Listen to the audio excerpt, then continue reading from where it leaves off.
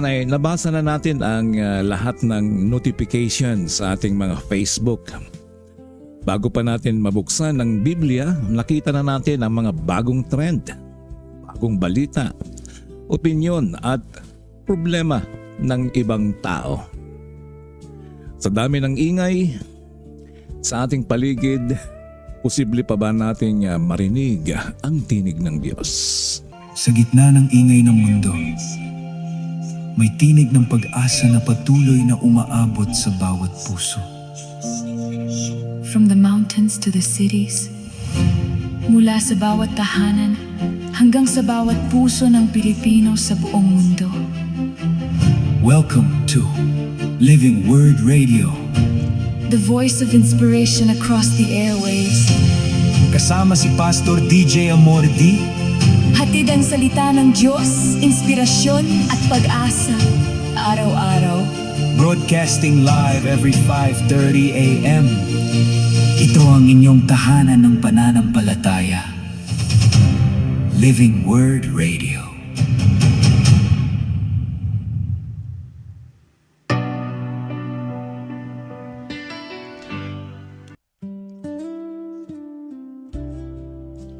Maraming boses ang nagsasabi kung ano ang dapat mong gawin.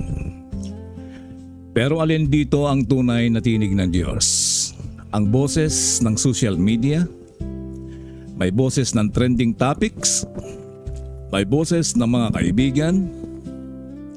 May boses ng takot? May boses ng nakaraan?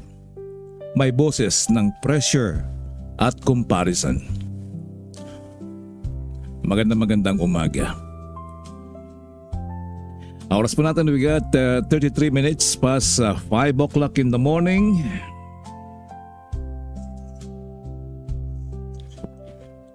Ngayon po ay araw ng Friday dito sa Pilipinas. August 7, 2026. Magandang umaga mga minamahal kong mga kababayan at mga kapatid. Pagmulat pa lamang natin sa umaga ay inaabot na agad natin ang ating mga cellphone. Purihin ang Diyos dahil gusto mong makinig. Pero bago po tayo makapanalangin, ay nabasa na natin ang lahat ng notification sa ating mga Facebook. Bago pa natin mabuksan ng Biblia, nakita na natin ang mga bagong trend, bagong balita, opinyon at problema ng ibang tao. Sa dami ng ingay sa ating paligid, posible pa ba nating marinig ang tinig ng Diyos? Ang sagot ay oo. Hindi tumigil ang Diyos sa pagsasalita. Ngunit kailangan nating matutuhang kilalanin ang kanyang tinig sa gitna ng napakaraming boses na umaagaw sa ating atensyon. Magandang araw mga minamahal kong tagapakinig, mga kaibigan at mga kapatid. Narito na naman tayo sa Living Word Web Radio, the voice of inspiration across the airwaves. Ako po ang inyong lingkod, Pastor DJ Amordi. Ang ating mensahe ngayon ay pinamagatang Faith in a Noisy World. Paano maririnig ang tinig ng Diyos sa gitna ng ingay ng mundo? Napapanahon ang mensaheng ito dahil ang social media, online videos, digital entertainment, artificial intelligence, at iba't ibang uri ng content ay malaking bahagi ng buhay ng ating pamilya at mga kabataan. Hindi masama ang teknolohiya. Maaari itong gamitin sa pag-aaral, sa ating komunikasyon, sa ating negosyo, ministeryo at pagpapalaganap ng salita ng Diyos. Ngunit kapag hindi tayo naging maingat, ang teknolohiyang dapat sana nating gamitin ay maaari siyang maging or kumontrol sa ating oras. Emosyon, isip at mga desisyon. Maaari tayong maging updated sa lahat ng balita ngunit hindi na sensitibo sa tinig ng Diyos. Maaari tayong magkaroon ng maraming followers ngunit hindi na sumusunod kay Kristo. Maaari tayong makinig sa maraming speakers ngunit hindi na natin nakikilala ang tinig ng mabuting pastol. Tayo po ay manalangin. Dakilang Diyos, maraming salamat muli Panginoon sa umagang ito, sa bagong araw na pinagkaloob mo sa amin na kami ay nasa mabuting kalagayan. Maraming salamat po sa pagkakataong muli na aming mapakinggan ang iyong salita sa gitna ng ingay ng mundo. Patahimikin mo ang aming puso.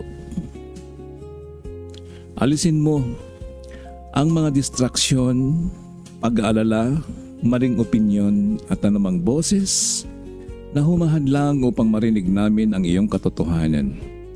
Buksan mo ang aming isip at puso. Turuan mo po kami makilala ang tinig ni Kristo at magkaroon ng pananampalatayang sumusunod sa iyo. Samahan mo kami, O Lord, sa tanging pangalan ni Jesus. Amen. Huwag po kayong alis.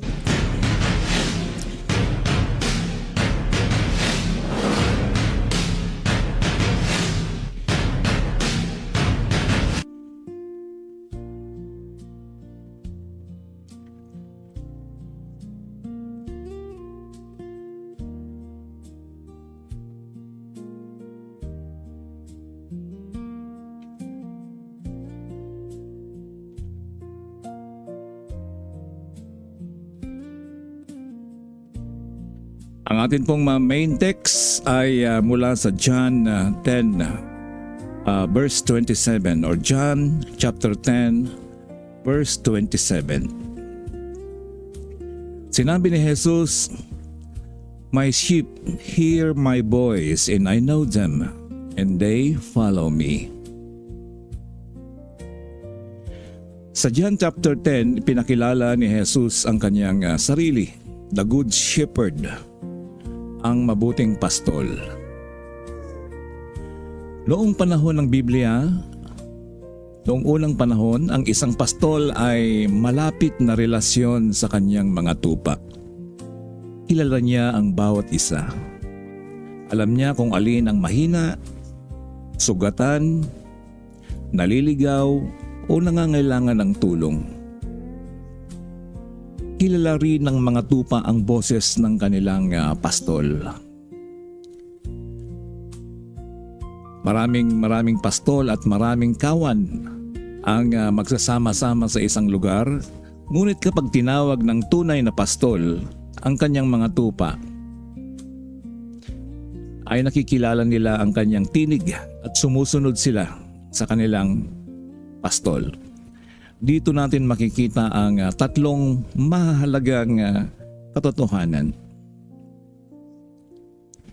My sheep hear my voice. Naririnig at nakikilala ng tunay na mananampalataya ang tinig ni Kristo.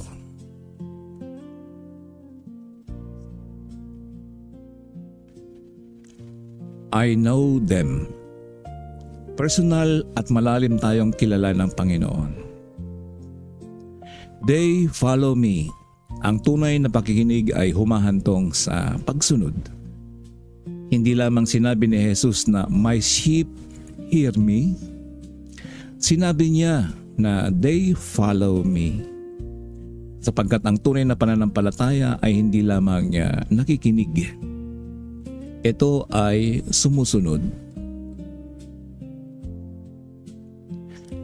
Dako po tayo sa ating unang punto. Ang tinig ng Diyos ay hindi sumasalungat sa kanyang salita. Maraming tao ang nagsasabing, sinabi ng Diyos na gawin ko ito.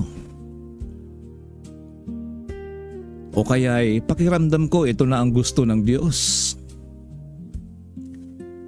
May boses sa puso ko na nagsasabing tama ito. Ngunit hindi lahat ng nararamdaman natin ay galing sa Diyos. May boses ng sariling kagustuhan, may boses ng emosyon, may boses ng tukso, may boses ng pride, may boses ng takot, may boses ng maling impluensya. Kaya paano natin malalaman kung tunay na galing sa Diyos ang isang mensahe? Subukin natin ito sa pamamagitan ng salita ng Diyos. Hindi kailanman sasalungat ang Diyos sa kanyang isinulat na salita. Hindi sasabihin ng Diyos na magsinungaling ka kung malinaw na ipinagbabawal ito ng Biblia. Hindi sasabihin ng Diyos na maghiganti ka kung sinabi ni Kristo na ibigin at ipanalangin natin ang mga kaaway. Hindi sasabihin ng Diyos na iwanan mo ang katotohanan para lamang maging popular. Hindi sasabihin ng Diyos na unahin mo ang likes, views at followers kaysa sa kabanalan at pagsunod. Sinabi ng Psalms 119 verse 105, "Your word is a lamp unto my feet and a light unto my path." Ang salita ng Diyos ang ating ilaw, hindi ang trends, hindi ang popular opinion, hindi ang dami ng reaksyon ng mga tao. Ang isang bagay ay maaring popular ngunit hindi naman ito biblical. Kaya dapat mo maging batayan po natin lagi kung ito ay sumasang-ayon sa banal na kasulatan. Maaari itong trending ngunit hindi pleasing sa Diyos, hindi kaiga-igaya sa Diyos. Maaari itong tanggap ng kultura ngunit labag sa katotohanan. Ano ba yung mga yon? Yung mga ritual na ginagawa ng mga tao na akala nila ay katanggap-tanggap sa Diyos, subalit ang kulturang ito na ginagawang ritual ay hindi pala kapag tiningnan natin sa banal na kasulatan. Mga kapatid, ang tinig ng Diyos ay nakikilala sa pamamagitan ng kanyang salita. Ito ang isang practical na aplikasyon. Bago paniwalaan ang anumang online teaching, quote, prophecy o spiritual advice. Napakarami po niyan na maririnig at mababasa po natin sa atin pong mga Facebooks sa online, no? Nandyan kang magtatakda ng oras kung kailan darating ang Panginoon. Nandyan kang sasabihin yung end times. At yung iba pa naman ay dumating na raw ang Panginoong Jesus dito sa lupa. Kailangan po natin, marami pong mga katuruan. May nagsasabi din na pag-aari niya ang universe. Alam niya kung sino yon, no? Pag-aari niya daw yung kaluluwa natin na nabubuhay dito sa lupa. Ay kailangan po nating tingnan muna kung ito ay sang-ayon sa salita ng Diyos. Naaayon ba ito sa malinaw na katuruan ng Biblia? Huwag po tayong basta nagsishare dahil maganda ang pagkasulat. Huwag tayong basta maniwala dahil maraming views. Hindi lahat ng inspirational ay scriptural. Ang Biblia, hindi ang algorithm ang dapat humubog sa ating paniniwala. Dako po tayo sa ating pangalawang puntos. Kailangan nating patahimikin ang ingay upang makapakinig. Ano ba ang ingay na naririnig mo sa mundo? Maraming ingay na naririnig sa mundo. Iba-iba. Yung pagtingin mo, pagbukas mo sa Facebook, simula nung nagkaroon ng Facebook, Napakarami pong mga mababasa natin, marami pong mga bagay na nakakalito. Ito po ang pangalawang puntos. Kailangan nating patahimikin ang ingay upang makapakinig. Hindi naman palaging mahina ang tinig ng Diyos. Minsan napakalakas lamang ng ilang boses sa ating buhay. Marami pong disturbance, marami pong hindi po tayo makapokus. Alam niyo po, lalong-lalo kung nag-aaral ka, kung marami kang distraction, kung ikaw ay may ginagawa at may plano pero ang dami mong distraction sa buhay ay hindi mo magagawa ang mga ito. Kung sa social media napakalakas ng notifications, napakalakas ng pressure na makisabay, bigla mong nabasa, oh sale, iPhone sale, iPhone 17 Pro Max sale, laptop o kung ano-ano pa man dyan, pabango, gadgets, lutuan, etc. No? May nag-notify sa'yo at ito dati 1,000 ngayon ay 500 na lang. Naturete ka na sa pag-iisip. Nagbilang ka na kaagad kung magkano yung nakatabi mong pera. At gusto mo nang bilhin. Kung wala kang pera, ipapangutang mo pa. Yan po yung mga pressure na dumarating sa atin. Kahit na hindi mo naman kailangan ay minsan ay binibili mo. Napakalakas ng comparison. Napakalakas ng takot na mapag-iwanan. Hala, yung mga kapitbahay natin meron na silang ganito, tayo wala pa. Gusto mo rin magkaroon ka dahil meron sila. Yung classmate ko, meron ganito, may bagong sapatos. Tawag kay tatay at tawag kay nanay. Nay, si may bagong sapatos. Itong sapatos ko, luma na oh. Pressure na gusto nating makisabay. Napakalakas ng opinion ng ibang tao. Oh mare, pare, ganito ang gawin mo, ganito, ganyan para umabante ka. Yan po yung mga opinion ng ibang tao. O maring, pare, mare, tara punta tayo sa bayan. Bili ng ganito, bili ng ganyan. Napakalakas ng sariling pag-aalala. Ito naman ay kapag baon ka na sa utang. Nandyan yung halos lubog na ang iyong ulo sa pagkakautang. At ikaw ay nag-aalala kung paano mo ito mababayaran, kung paano mo ito magagawa ng solusyon, kung kanino ka lumalapit.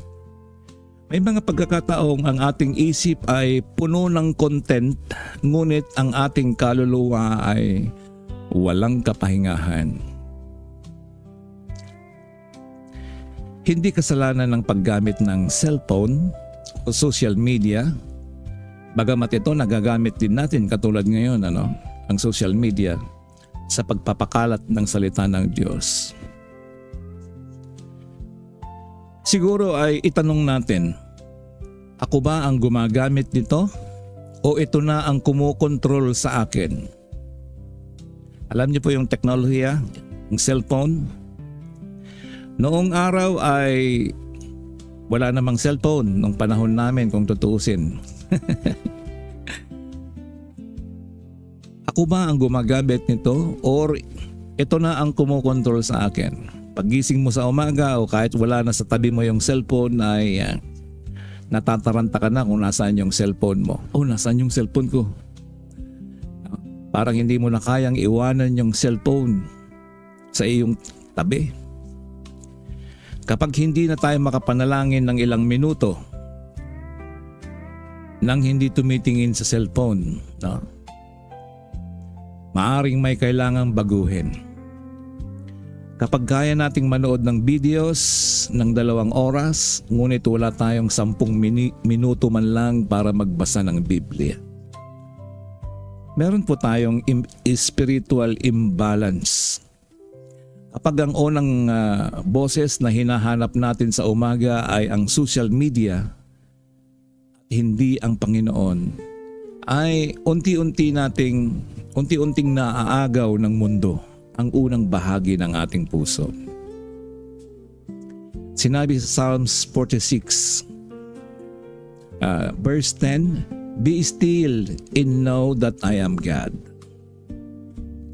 Ang katahimikan ay hindi lamang kawalan ng tunog. Ito ay ang sadyang paglalagay ng ating puso sa harapan ng Diyos.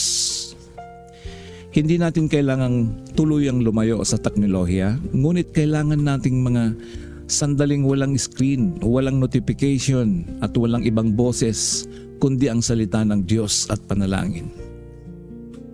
Mangyaring patayin muna natin yung ating cellphone at bigyan ng panahon ang salita ng Diyos. Isang mahalagang disiplina. Subukan nating magkaroon ng tinatawag na sacred silence o banal na katahimikan. Kahit ilang minuto lang. Bago hawakan ang cellphone sa umaga, magpasalamat muna tayo sa Diyos. Manalangin muna, magbasa muna ng ilang talata sa Biblia, tanungin ang Panginoon, "Lord, ano ang nais mong ituro sa akin ngayon araw?" Huwag nating ibigay agad sa mundo ang unang atensyon ng ating umaga. Ibigay natin ito sa Diyos. Dako po tayo sa pangatlong puntos. Ang tinig ng Diyos ay umaakay sa katotohanan, kabanalan at pagsunod. Sinabi ni Jesus, "My sheep hear my voice and they follow me." Hindi sapat na sabihin nating marinig or hindi sapat na nasabihin nating narinig natin ang Diyos kung wala naman tayong intensyong sumunod. Ang layunin ng pakikinig ay hindi lamang upang magkaroon tayo ng magandang pakiramdam. Ang layunin nito ay upang tayo ay sumunod kay Kristo. Kapag nagsasalita ang Diyos sa pamamagitan ng kanyang salita, maaari niyang sabihin, magpatawad ka. Humingi ka ng tawad. Itigil mo ang lihim na kasalanan. Ayusin mo ang iyong pamilya. Maging tapat ka sa iyong trabaho. Huwag kang makisabay sa mga maling gawain. Maglingkod ka. Magbahagi ka ng ebanghelyo. Minsan ang tinig ng Diyos ay nagbibigay ng comfort, ngunit minsan ito ay nagbibigay rin ng correction. Minsan sasabihin ng Diyos, huwag kang matakot. Ngunit minsan sasabihin din niya na magsisi ka. Minsan sasabihin niya ay maghintay ka. Minsan sasabihin niya ay kumilos ka. Minsan sasabihin niya bitawan mo ang mga bagay na yan. Minsan sasabihin niya magtiwala ka sa akin kahit hindi mo naunawaan. Ang tinig ng Diyos ay hindi lamang nagbibigay sa atin ng inspirasyon. Binabago nito ang ating direksyon.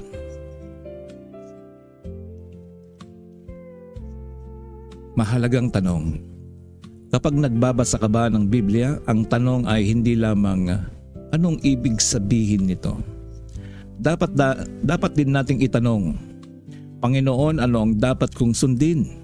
Sapagkat ang tunay na tagapakinig ng salita ay tagasunod ng salita.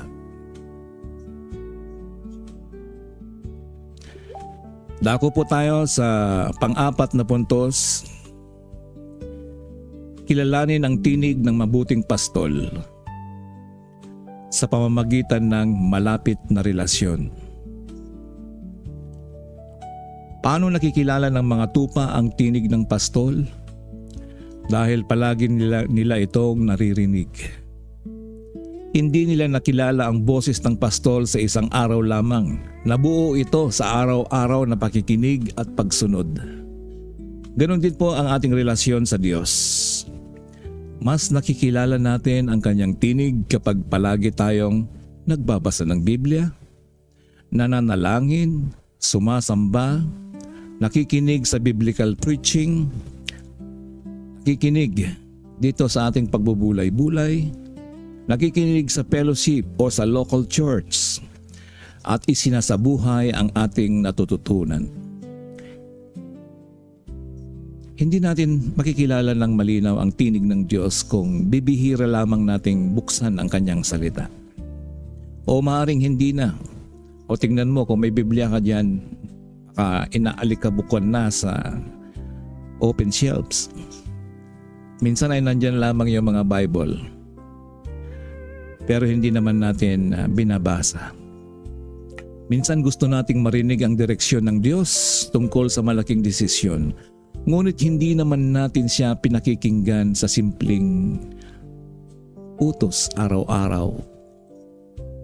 Gusto nating malaman kung anong trabaho ang dapat nating kunin, ngunit hindi natin sinusunod ang utos na maging tapat. Gusto nating malaman kung sino ang tamang makakasama sa buhay, ngunit hindi naman natin sinusunod ang utos na mamuhay ng banal. Gusto nating malaman ang mga plano ng Diyos bukas, ngunit hindi natin sinusunod ang malinaw niyang kalooban ngayon. Ang pagkilala sa tinig ng Diyos ay bunga ng isang lumalalim na relasyon sa Kanya. Hindi natin dapat hanapin lamang ang kamay ng Diyos para sa Kanyang pagpapala. O malimit nga yan yung pinapanalangin natin na, Lord, bigyan niyo ako ng ganito, ng ganyan. Hanapin din natin ang Kanyang mukha upang makilala natin siya. Dako po tayo sa panglimang puntos. Ang tinig ni Jesus ay nagbibigay ng buhay, hindi pagkawasak. May mga boses na paulit-ulit na sinasabi, wala kang halaga, hindi ka na magbabago. Wala nang pag-asa ang buhay mo, mas magaling ang lahat kaysa sa iyo. Hindi ka mahal ng Diyos, hindi ka patatawarin. So yan po yung mga negatibong naririnig natin sa ating mga tenga. Mga negative na mga naririnig natin. Lalong-lalo na kapag tayo ay nadidepress. Hindi yan ang mensahe ng mabuting pastol. Maaring ituro ng Diyos ang ating kasalanan, ngunit inaakay niya tayo sa pagsisisi at kapatawaran. Ang kaaway ay humahatol upang tayo ay mawalan ng pag-asa. Ngunit ang banal na espiritu ay kumikilos upang tayo ay magsisi, lumapit kay Kristo at magsimulang muli. Sinabi ni Jesus sa John 10:10, I am come that they might have life and that they might have it more abundantly. Sabi niya, naparito ako upang sila ay magkaroon ng kasaganaan. Ang mabuting pastol ay hindi nangunguna sa ating pagkawasak. Inaakay niya tayo sa katotohanan, kaligtasan, kabanalan at buhay. Kapag ang isang boses ay nagtutulak sa iyo na talikuran ng Diyos, mawalan ng pag-asa o maniwalang wala ka ng halaga, huwag mo itong sundin.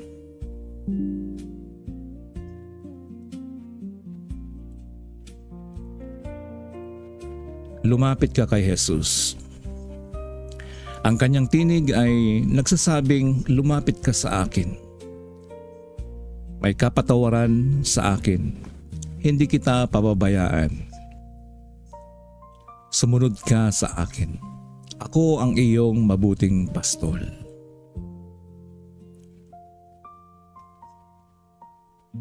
Para sa mga magulang,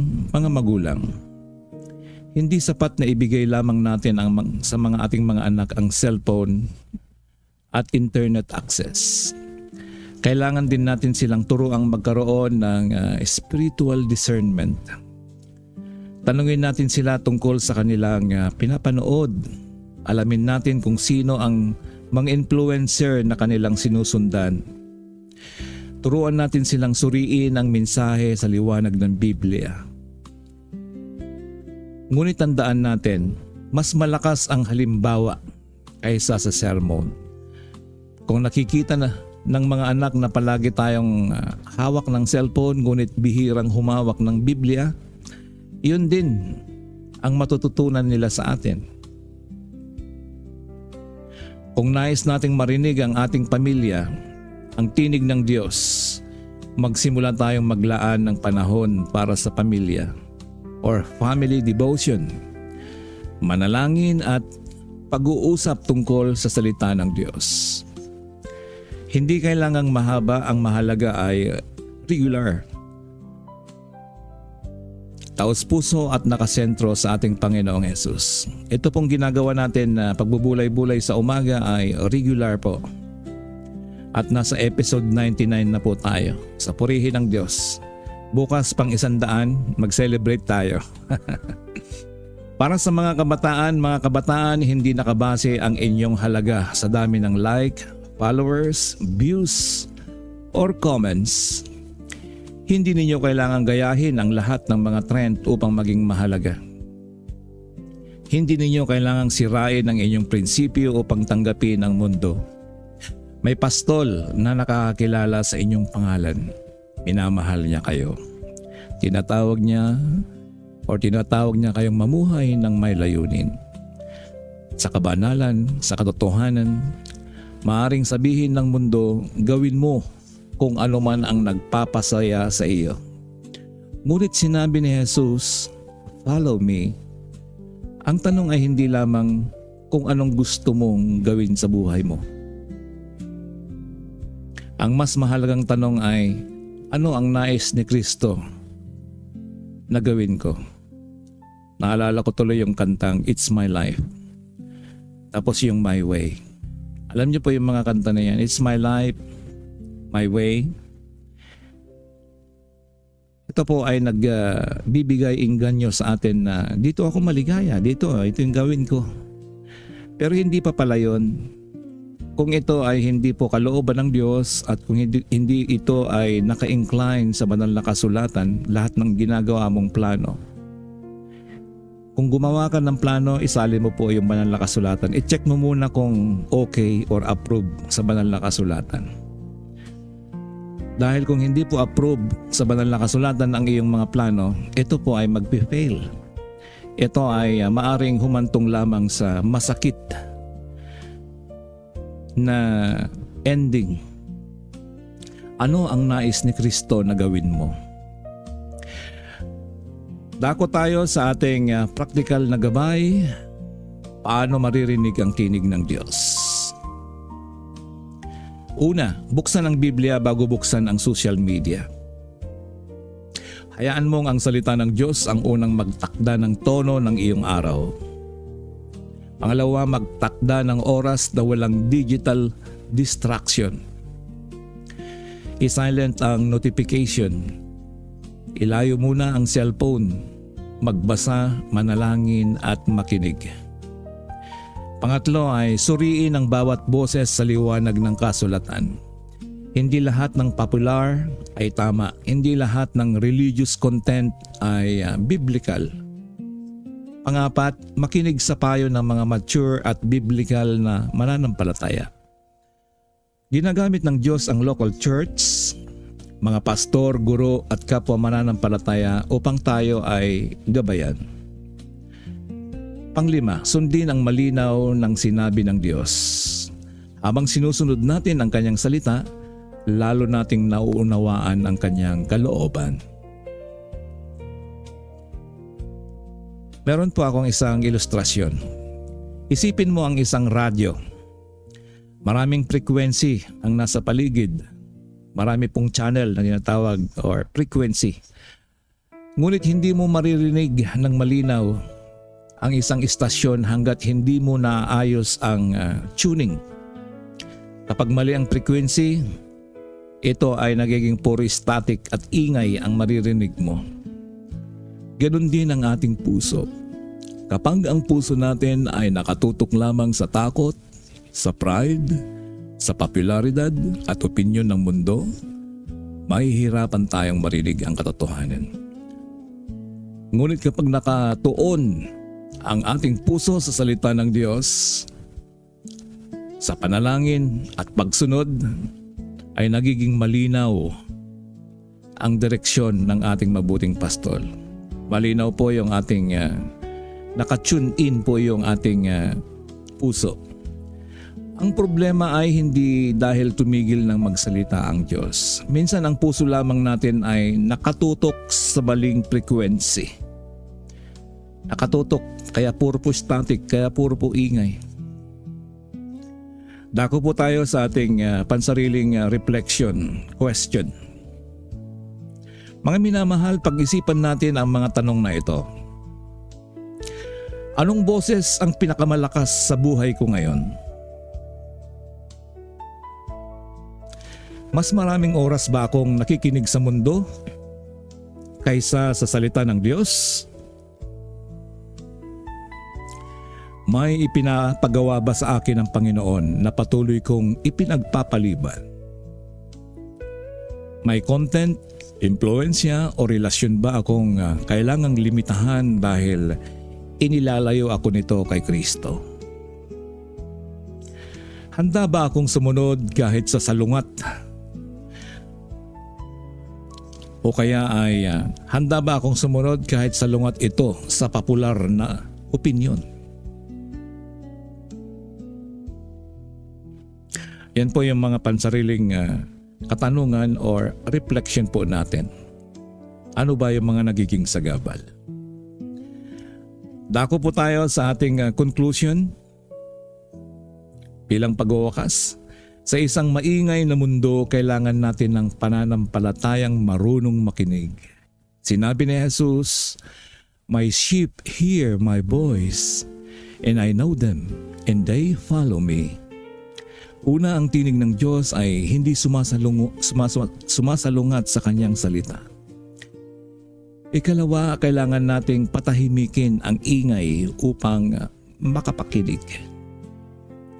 Ikatlo, ang tunay na pakikinig ay humahantong sa pagsunod. Ikaapat, nakikilala natin ang kanyang tinig sa pamamagitan ng malapit na relasyon sa kanya.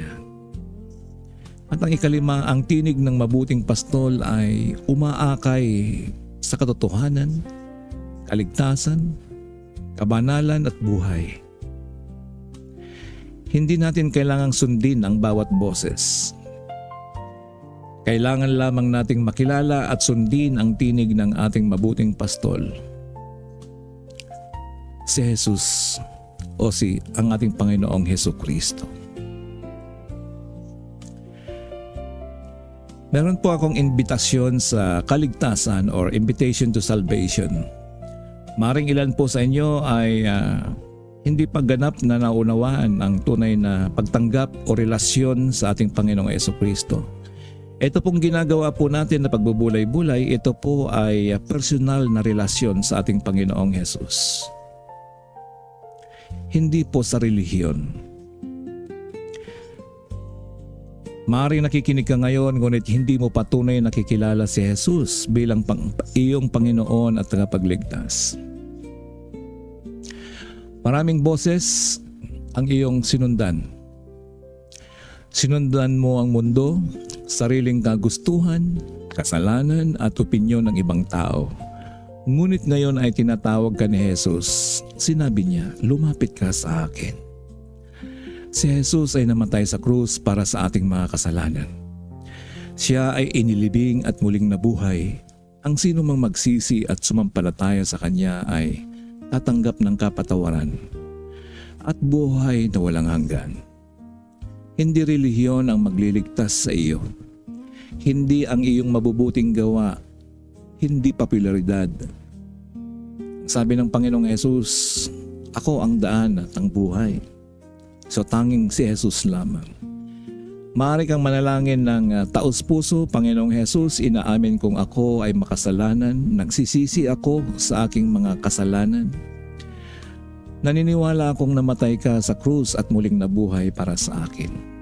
Patawarin mo ako, tinatanggap kita bilang Panginoon at tagapagligtas. Turuan mo akong makilala ang iyong tinig at sumunod sa iyo. Amen. So yan lang po ang simpleng panalangin kung ikaw ay hindi pa lubos na nakakilala sa ating Panginoong Hesukristo. Tayo po ay manalangin. Aming Ama, nasa langit, maraming salamat muli o Panginoon sa mga pagkakataong ito dahil ikaw ang aming mabuting pastol. Patawarin mo kami sa mga pagkakataong mas pinakinggan namin ang opinyon ng mundo kaysa sa iyong mga salita. Patawarin mo kami kapag mas binigyan namin ng oras ang social media, entertainment at ibang distraction kaysa sa aming relasyon sa iyo. Bigyan mo kami ng pusong tahimik, mapagpakumbaba at handang makinig. Bigyan mo ng karunungan ang mga magulang upang magabayan nila ang kanilang mga anak. Lalong-lalo na sa makabagong digital world sa panahon ngayon, Panginoon. Ingatan mo ang aming mga kabataan laban sa maling impluensya, comparison, pressure, immorality at kasinungalingan. Tulungan mo silang malaman ang kanilang tunay na halaga ay matatagpuan kay Kristo at hindi sa likes, sa views o approval ng ibang tao. Turuan mo kaming mahalin ang banal na kasulatan, maging tapat sa panalangin, makibahagi sa mga local churches, at sundin ang malinaw mong kalooban. Kapag kami ay nalilito, ipaalala mong ikaw ang aming gabay. Kapag kami ay natatakot, ipaalala mong kilala mo kami. Kapag kami ay naliligaw, ibalik mo kami sa tamang landas. At sa gitna ng lahat ng ingay ng mundong ito, tulungan mo kaming marinig ang tinig ng aming Panginoong Yesus na nagsasabing, "Follow me." Maraming salamat, Ama, at dalangin ko rin, Lord, sa aking mga kaibigan sa kabilang screen. Patnubayan mo ang bawat sa kanila. Bigyan mo, Panginoon, ang kanilang kahilingan sa kanilang mga panalangin. Biyayaan mo sila, pagalingin kung anumang karamdaman meron sila. Maraming mga bagay na hindi nila mabigkas sa kanilang panalangin, ngunit alam namin, O Lord, na nararamdaman mo sila. Dakila Diyos, maraming salamat muli at sa aming panandaliang paghihiwalay. Sa umagang ito ay kayo pong manguna sa amin sa buong maghapon naming buhay. Tinatalaga po namin ang aming buhay sa iyo. Sa tanging pangalan ni Jesus. Amen. Maraming salamat mga minamahal kong kaibigan, tagapakinig, mga kapatid sa labas at loob ng GC. Tandaan natin, hindi lahat ng boses ay tama at hindi lahat ng popular na mensahe ay galing sa Diyos. Ang tinig na dapat nating higit na pakinggan ay ang tinig ng ating mabuting pastol, si Hesukristo. Ako po ang inyong lingkod, Pastor DJ Amordi, at ito ang Living Word Web Radio, the voice of inspiration across the airwaves. Patuloy tayong manampalataya, patuloy tayong makinig sa salita ng Diyos, at patuloy nating sundin si Kristo sa gitna ng maingay na mundo. God bless you. And to God be all the glory. Maraming salamat. Okay, dako naman po tayo sa ating mga greetings. Ating munang basahin ang mga kaibigan magmula sa itaas. Alright, greetings going out to si Sister Lerma Balahadja, watching from San Marcelino, Zambales, of course, from Rabanes.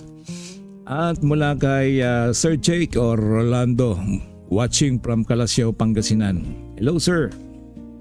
Magandang umaga po dyan. At kay si Brother Chess ng Castillejos, magandang umaga, Brother Chess. At si Sister Zenaida Bilguera, watching from Santo Tomas, Nagilian, Isabela. And of course, kay Mama Abawag or Alma Abawag Garcimal, watching from US. Magandang gabi po dyan sa US. And kay Sir Ludi Jugilion, Sir Lieutenant, magandang umaga po. At siyempre sa mga kagrupo, katropa natin, mga Cavaliers dyan sa NRC. At gayon din kay Iris May Butak, magandang umaga Pastor, magandang umaga din sa iyo Iris. At kay Ate Marlene or Pastora Marlene watching from Manaring Nagilian Isabela, magandang oras sa iyan at kasama rin si Pastor Roman. Sa mga kapatid na malapit po dyan sa Manaring Nagilian Isabela, meron po tayong simbahan dyan na pinangungunahan po ni Pastor Roman, ang aking beloved brother na pastor. Kung kailangan po ninyo at siyempre para magkaroon kayo ng kabuuan na banding, especially nakakatuwa nga dyan kasi nung nandyan ako may kainan pa pala after worship service. Alright, and of course sige po, every kung gawa kayo ng makapag-create po kayo dyan ng Bible study, no, sa grupo ninyo, ay purihin po ang Diyos. Gawin po natin dyan, be in a habit of prayer, praying one another and studying the Word of God hanggang sa pagdating ng Panginoon. And of course kay Ma'am Edna Sombrito Dizon, magandang umaga po. At gayon na rin kay Ma'am Nanay Lydia dyan sa Santo Tomas. And of course kay LB, yung mga tiga Santo Tomas dyan, magandang oras po sa inyo. At sana po ay makapag-form kayo ng Bible study dyan sa inyong lugar. And of course ating butihing one of the sponsor, Ma'am Caroline, magandang umaga po. And God bless you always. I hope na lagi kang malakas at patnubayan ng Diyos ang iyong kalusugan at ang iyong trabaho. And of course, and hello kay George, ito pa, yung mga kaibigan natin, si Ma'am, nandiyan ba si, dumating si Ma'am Prolin, si Ma'am, ito pala, tama ba itong nabasa ko? Ito po ay mga dating kasamahan pero palaging kasama sa pagpupuri at paglilingkod sa Diyos. Si Ma'am Prolin, kasama po yan, si Prolin Narsoles. And of course, send hello kay Ma'am Sylvia Estrada watching from Olongapo City. Okay, kung kayo po ay nasa last part na po ito, ay greetings na po tayo, no? Paki-rewind na lang dahil tapos na po yung ating morning devotion. At inaanyayahan ko po kayo sa araw-araw na morning devotion sa ganitong oras mula sa 5:30. Si RMG Leonard Apino, welcome. Katropang mga guardians, magandang umaga. A message mula kay Loy 23, focus and listen to God's words and let Him be the center of our life. Napakaganda pong mensahe. At yan po ang nararapat po na gawin natin. Focus and listen to God's word and let Him be the center of our life. Okay, kung meron pa akong hindi po nabate ay bawi na lang po kayo sa susunod na meron pa naman tayong araw ng bukas. Ito po ay araw-araw, no? Maraming salamat muli mga minamahal kong kapatid.